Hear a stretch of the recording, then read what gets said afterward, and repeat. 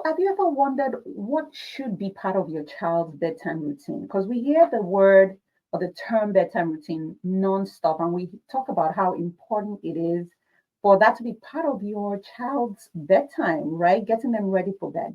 Now, a bedtime routine is really about those rituals that helps your child get ready for bed. And this is so critical and it's so important in setting them up for sleep success. And today we're going to be talking about four essential parts of your child's bedtime routine.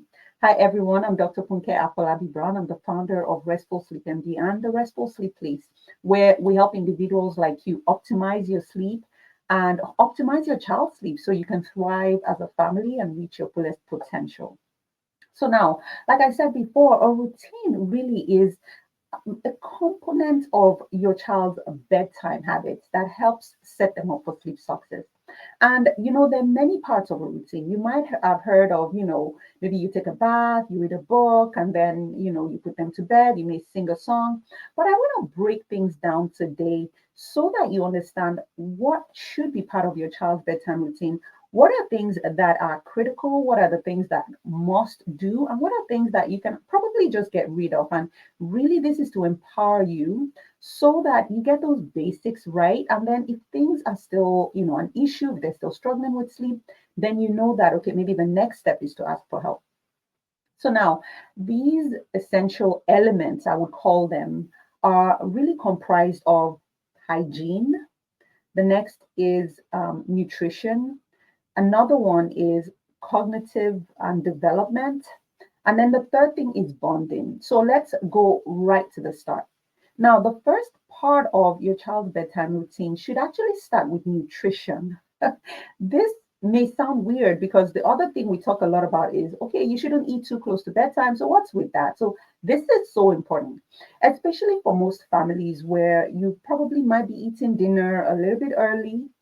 Many times our kids might end up being hungry. If, for instance, you have dinner at 5:30 p.m., depending on, your family, and they're not going to sleep until, maybe 7 p.m. or 7:30 p.m.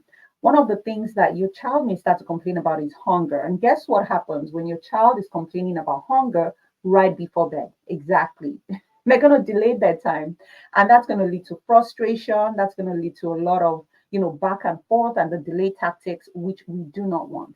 So that is why I want us to make sure that nutrition is part of their routine. So what does that mean? It means just have a snack, a handful of nuts, of course, if they're age appropriate, maybe a bottle of milk if you have an infant, maybe a small bowl of oatmeal, of course, nothing too heavy, maybe string cheese, some slices of lunch meat, something to just really hold them over. Again, nothing too heavy, nothing spicy, nothing that is now going to give them a sugar rush. You really want to avoid anything that's caffeinated or anything that contains too much sugar.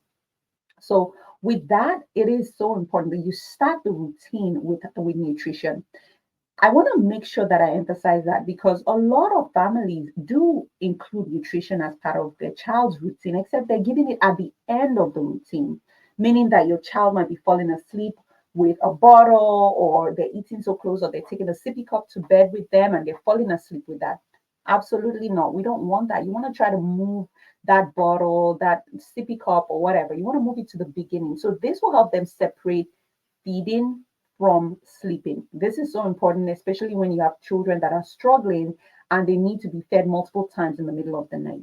Nutrition is the first thing. The second part or the second critical element of your child's bedtime routine is is hygiene, right? Why is that important? So many benefits. Having a bath or a shower before bed, number one, to kind of get the germs and the grime of their bodies, especially if they've been active and they've been playing outside. You don't want them going into bed with, with all of that dirt, right? So having some kind of shower or a bath, brushing their teeth, changing from their day clothes into PJs, those are all parts of that hygiene. So just really incorporating that. So for your family, it may be that you don't take a shower at night. You may take it in the morning. That works too. But then what are the things? Can you brush their teeth?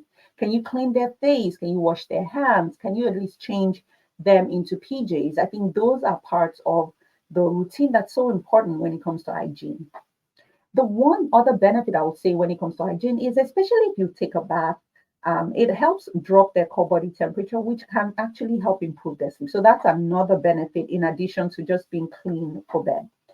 The third part, which is critical to your child's bedtime routine, would be their learning and development, right? So the cognitive piece of things.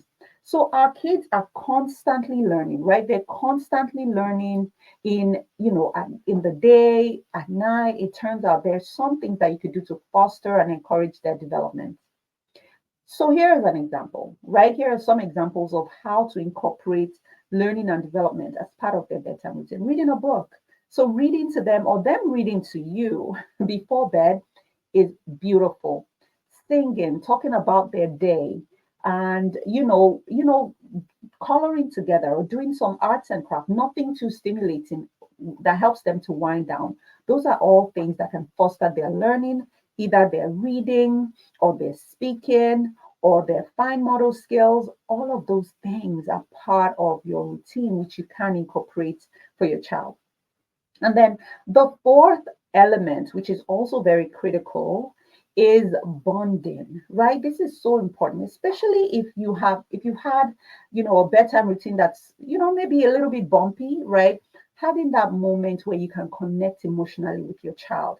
So saying a prayer together, again, you singing to them, spending time cuddling with them, spending time, snuggles and kisses, all of those things should be part of the routine, right? So those are so important because you want to leave your child feeling full from an emotional standpoint, good type of full from an emotional standpoint, so that they can sleep well. So we've talked about nutrition, we talked about hygiene, we talked about the cognitive piece of things, and we also talked about bonding. Can you notice there's no devices, there's no TV, there's no iPad or phones involved? If you build a routine that incorporates this four, it obviously helps you to know, okay, watching a show as they're falling asleep or having a TV in the room, which is on while they're falling asleep, is probably not part of their routine. And you can know what part of your evening you want to move that to. Listen, this may sound so simple, but it is so fundamental because when we have this foundation, and then we can then see what else could be going on. Why is your child having a hard time? Are they pushing back? And if they're pushing back, at what part of the routine are they pushing back? So that way we could provide the strategies, the tools that you need to address that. So to learn more about these things, I wrote a book. It's called Beyond Tired, a sleep physician's guide to solving your child's sleep problems for good. This is a book that is literally a comprehensive guide to help you navigate what those sleep issues are, whether it's with their routine or you're concerned about medical sleep issues, or you're a mom and you're trying to find stuff that's going to really help you with navigating your own sleep issues. So I want you to grab a copy of it. It's available on Amazon. And while you're grabbing one for yourself, grab one copy also for a mom or parents that might also struggle with their child's sleep problems. Again, I would love it if you like this video, if you share it, and absolutely subscribe to our channel so that we can get the word out. And until next time, I hope you rest well.